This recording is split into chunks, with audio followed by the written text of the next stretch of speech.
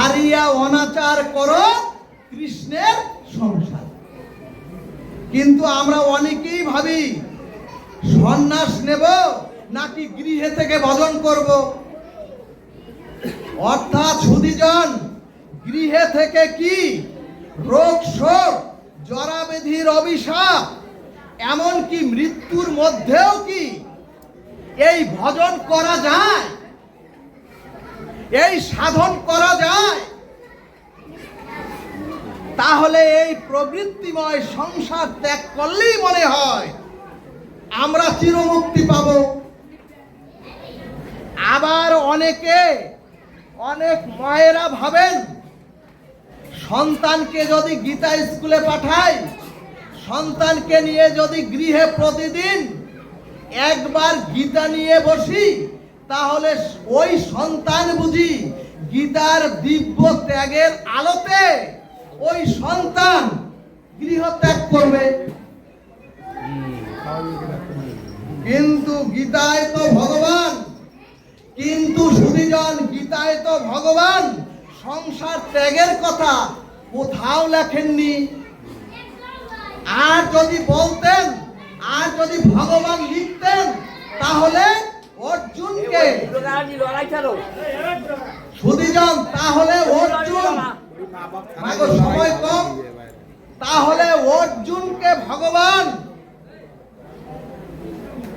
তাহলে অর্জুন ভগবানের বাণী শ্রবণ করে অর্জুন নিজে গৃহী হতেন না, সংসার ত্যাগ করে চলে যেতেন। অথচ গীতা সিদ্ধান্তে বললেন, ওগো, গৃহের নানান কাজের মধ্যেও যদি ভগবত স্মরণ মনন একটুকু সময় তোমার মধ্যে হয়, আর যদি আমিত্বকে ত্যাগ করে, আর যদি তোমরা ফলাকাঙ্ক্ষা ত্যাগ করে কৃষ্ণের সংসার ভেবে যদি সংসার প্রতিপালন করতে পারো, তাহলেই সংসারে থেকেই তোমাদের সর্বসিদ্ধি হয়ে প্রেম ভক্তি প্রাপ্ত হয়ে ভগবত ধাম তোমরা প্রাপ্তি হবে। জয় নিতাই গৌর।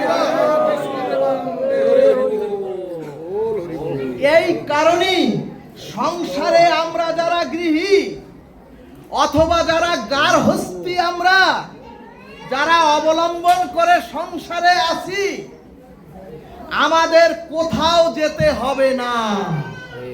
ভাগবত বলছে, ওগো, বৃন্দাবনে থাকো, আর যদি মনের মধ্যে থাকে সংসার, ওই বৃন্দাবন সারখার। হরে কৃষ্ণ, হরি বল। সুধীজন, এই কারণেই সংসারে আমরা যারা গৃহী বা যারা গার্হস্থ্য অবলম্বন করে সংসারে আছি, কোথাও যেতে হবে না। তবে সংসারে থাকার একটি বিদ্যা আমাদের জানতে হবে, কৌশলটা জানতে হবে। ভাগবত দৃষ্টান্তে বললেন, ওগো, একজন যুবক কাশীর সন্ত কুলতিলক ওনাকে ভক্তি কবিরের কাছে গিয়ে, সুধীজন, একজন যুবক কাশীর সন্ত কুলতিলক ভক্ত কবিরের কাছে গিয়ে বললেন,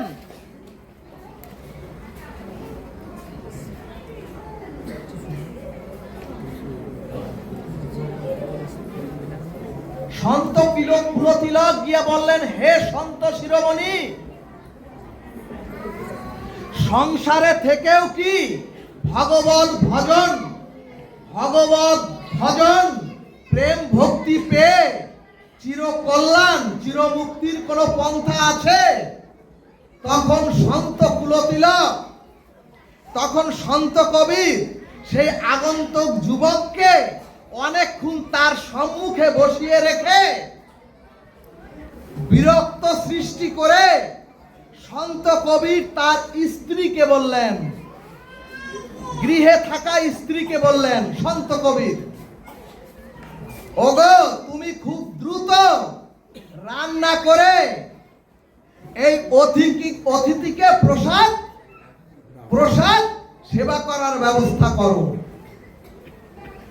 সুধীজন, তখন ওই পতির এক আদেশই রন্ধন ক্রিয়া সম্পন্ন করে প্রসাদ দিলে, রন্ধন ক্রিয়া সম্পন্ন করে থালায় প্রসাদ দিলে,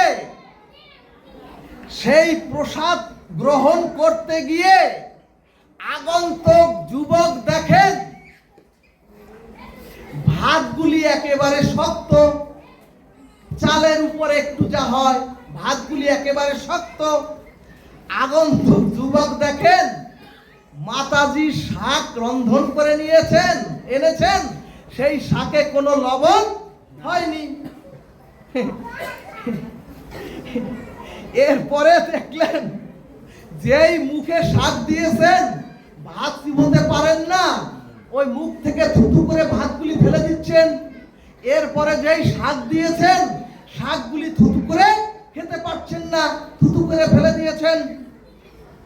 অন্যদিকে ওই সন্ত কবি একই ভাত, একই প্রসাদ, একই শাক, ওই ভাত আর শাক দিয়ে উনি নির্বিঘ্নে প্রসাদ গ্রহণ করিতেছেন। সুধীজন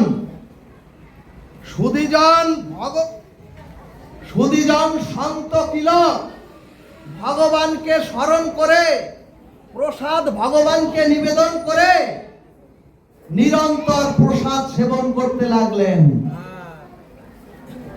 ভক্তগণ, আগন্তুক যুবক মনে মনে ভাবলেন এটা তো বদ্ধ পাগল, এ তো উন্মাদ, এবং তাই এদের মুখে স্বাদের বা কোনো রুচির কোনো বিদ্যাও নাই। সুধীজন, তখন যে আগন্তুক যুবক জানতে এসেছেন কি করে সংসারে থেকে ভগবত ভজন করে চিরমুক্তি পাওয়া যায়, কিভাবে গোবিন্দের চরণ প্রাপ্ত হওয়া যায়, তাকে সন্ত কবির বললেন, যুবক তুমি প্রসাদ কেন নিচ্ছ না? হে যুবক, তুমি প্রসাদ কেন নিচ্ছ না?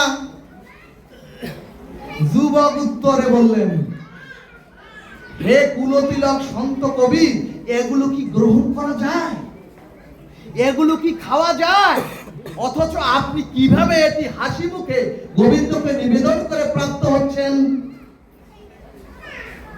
ভক্তগণ, তখন রৌদ্র উজ্জ্বল দুপুরের মধ্যে সন্ত কবি তার স্ত্রীকে আবার নির্দেশ করলেন, ওগো তুমি এখনই একটি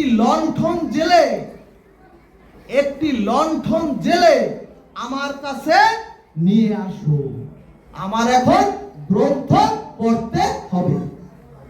সুধীজন, এদিকে গিন্নিকে বলার সাথে সাথে দিনের উজ্জ্বল আলোর মধ্যেও ওই গিন্নি পতির আদেশে সাথে সাথে লণ্ঠন জেলে ওই উঠোনে এনে দিলেন একটি গ্রন্থ সহ, এবং সন্ত কবির যুবককে সামনে রেখে দিনের আলোতে লণ্ঠন জেলে গ্রন্থ পড়া শুরু করলেন। সুধীজন, তখন ওই যুবক আরো ভাবলেন এ তো উন্মাদ পাগল, নতুবা ওদিকে করলো ওই এখন দিনের আলোতে, যেখানে রৌদ্র উজ্জ্বল আলো, তীক্ষ্ণ জ্যোতি আলো, তার মধ্যে একটা লণ্ঠন জ্বেলেছেন, আবার লণ্ঠনের আলোতে উনি গ্রন্থ পড়া শুরু করেছেন।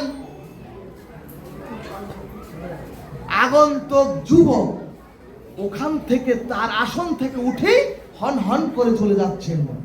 তখন সন্ত কুলতিলক ওই যুবককে ডেকে বললেন, কি হে যুবক, উত্তর নেবে না?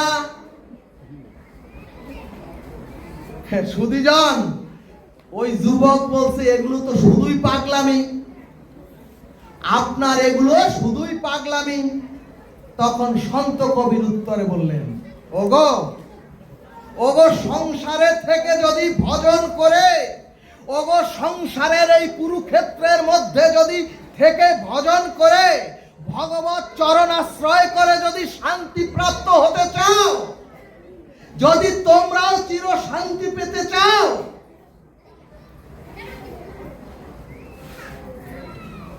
তাহলে তোমরাও 5টি জিনিস গ্রহণ করো। প্রথম হলো, ঘরের ঘরণী যদি কখনো কোনো কাজে ভুল করেন,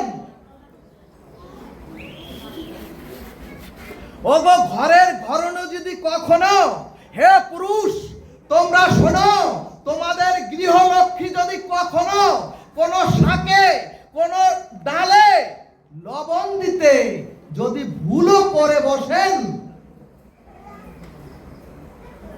তখন যদি আপনি প্রীতির ক্ষমার দৃষ্টিতে কটু কথা না বলে যদি সেটা হাসি মুখে আমি গ্রহণ করতে পারি, তাহলেই জানবেন আপনার আমার সংসারে থাকলেও আমি চির শান্তি প্রাপ্ত হব। জয় নিতাই গৌর হরিবল।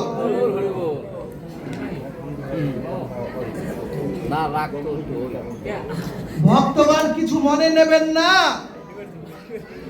চায়ে একটু বেশি চিনি অথবা একটু কম হলেই, অথবা তরকারি যদি মনের মতো আমাদের না হয়, তাহলে তো আমরা সংসারের মধ্যে ওই রাবণের লঙ্কা কাণ্ড বাঁধিয়ে দেই। কিন্তু ভাগবত বললেন, যদি কাউকে গ্রহণ করেন তাহলে তার ভালো মন্দ দুটুকুই আপনার আমার গ্রহণ করতে হবে, নতুবা কিন্তু সংসার আপনার আমার ওই সংসার উচ্ছন্নে যাবে। দ্বিতীয়টি হলো, ও মাগো এবার তোমরা শোনো, দ্বিতীয়টি হলো, স্ত্রীর ধর্মটা দেখো তোমরা। দিনের আলোয়, দিনের তীক্ষ্ণ আলোয় লণ্ঠন জ্বালানোর আদেশ দিলেও ওই মাতাজি, ওই ঘরের স্ত্রী বিনা বিচারে বিনা বাক্যে স্বামীর আদেশকে রক্ষা করেছেন। মাগো বুঝতে হবে, ভাগবত মানুষকে সুসংস্কার করে দিব্য কান্তি যুক্ত দেহ তৈরি করে দেয়।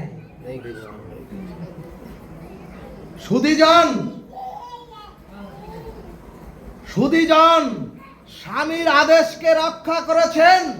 ওই স্ত্রী একবারও স্বামীকে বোঝাতে আসেনি, একবারও স্বামীকে উল্টো কথা বলেননি। ওগো দিবা প্রহরে আলোর প্রয়োজন কেন? ভাগবত বললেন, যদি এভাবে ক্ষমাশীল হয়ে সংসারে থেকে আপনি হরিনাম নিরন্তর হৃদয়ে গ্রহণ করতে পারেন, তাহলেই গোবিন্দ আপনাকে কৃপা করবেন। বলো না গো রাধে রাধে।